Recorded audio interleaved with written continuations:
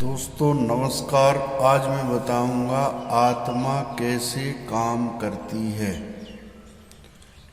जो शरीर में आत्मा होती है तो वो अपने पैरों से चल सकता है, हाथों से कुछ काम कर सकता है, बोल सकता है, बता सकता है। इस तरह से आत्मा कार्य करती है। यदि शरीर में आत्मा नहीं होगी तो वह कोई भी कार्य नहीं करेगी। दूसरी बात, हर जीव की आत्मा उसके साथ होती है। जीव का मतलब पंच तत्व के साथ आत्मा का जुड़ना। पंच तत्व का शरीर होता है, उसमें आत्मा प्रवेश करती है, जो श्वसन क्रिया के द्वारा संचालित होती है। और मान लीजिए यदि आत्मा चली जाए शरीर से तो वह शरीर कोई कर्म नहीं करेगा, कोई कार्य नहीं करेगा। लेकिन यदि आत्मा है शरीर के अंदर तो हम उस आत्मा को कैसे अपने कर्म में लगाएं। भक्ति तो हर कोई करता है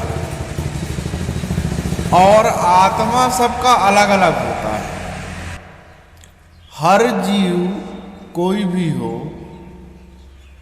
तो अपने अपने कर्म के अनुसार आत्मिक शांति, आत्मिक संतुष्टि उसको मिलती है। चाहे रिलेशन में कुछ भी हो, लेकिन जैसा हम कर्म करेंगे उसका परिणाम वैसा इस जन्म में मिलेगा, अगले जन्म में भी मिलेगा। तो माया बंधन तो है ही, लेकिन आप जो कर्म करते हो उसका फल आपको ही भोगना है। और सामने या पीछे आप जिसको छोड़ के जाते हैं वो जो कर्म करेंगे उसका फल उनका भोगना है। तो फल क्या है? आखिर हम ये बात किस लिए दिमाग में आया? फल का मतलब ये है कि यदि आप ईश्वर का स्मरण नहीं करेंगे, भगवान का चिंतन नहीं करेंगे, अब मन की भक्ति नहीं करेंगे और भगवान को पाने का प्रयास नहीं करेंगे तो ये संसार उसी तरह है जिस तरह की कांटे से घिरा हुआ वृक्ष, जो कि चारों तरफ से चुभता रहता है, लेकिन फूल किसी और को मिलता है। तो हम अपनी आत्मा रूपी फूल को इस संसार से जब तक प्रभु के स्मरण में, भक्ति में नहीं लगाएंगे तो हम अपने जीवन को धन्य नहीं कर सकते।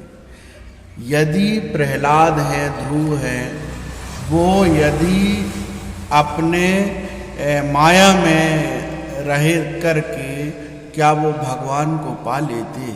नहीं। तो भगवान को पाने के लिए तपस्या की आवश्यकता होती है, कुछ छोड़ना पड़ता है।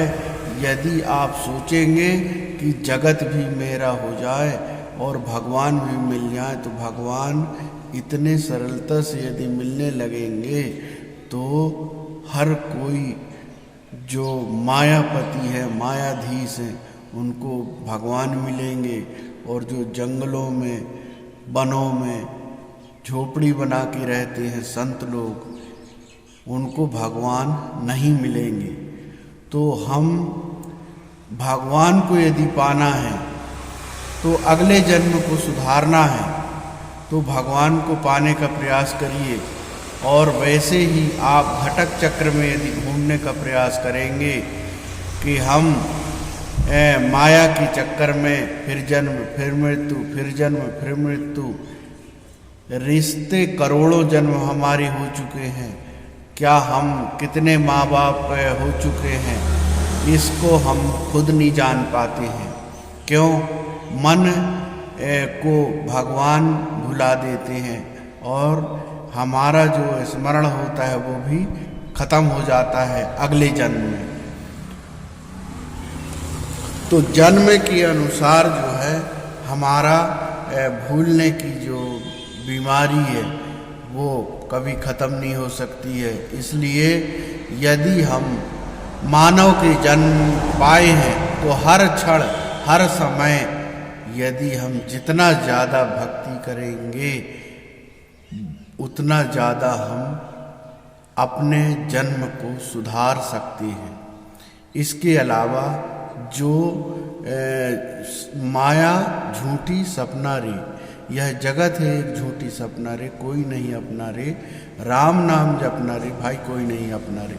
इस संसार में भगवान के नाम के अलावा कोई मेरा नहीं है। जिसको मैं मेरा कहता हूँ वो भी मेरा नहीं होता। यदि मेरा होता तो मैं अमर होता।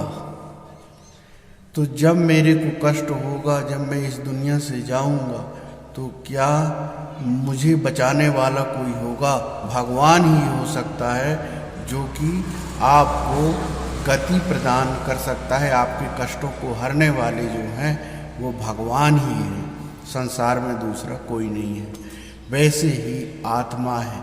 आत्मा यदि प्रभु के चरणों में लगाएंगे तो ये हमारी आत्मा शरीर से निकल करके भगवान के पास ही जाती है और भगवान जैसा डिसीजन लेते हैं उसके अनुसार आत्मा को फिर से उसके अनुसार उसको फल देते हैं कि आपने कितना मेरे लिए क्या किया है। तो दोस्तों वीडियो अच्छा लगा हो तो सब्सक्राइब ज़रूर करें। थैंक यू, नमस्ते।